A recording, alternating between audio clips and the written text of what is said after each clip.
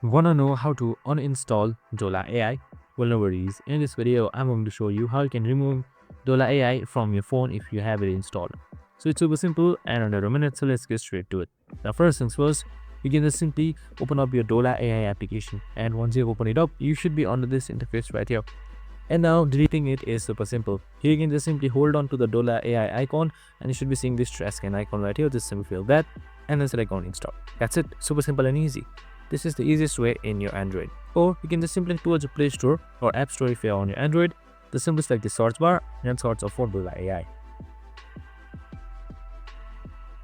So once you have searched it up, Dola AI should be there and you can just simply uninstall it successfully. And that's it. Super simple and easy. I hope this video helped. This is how you easily uninstall Dola AI on your phone. Make sure to like, subscribe and tune in with us for more of these similar videos. Have a good day and see you in the next one.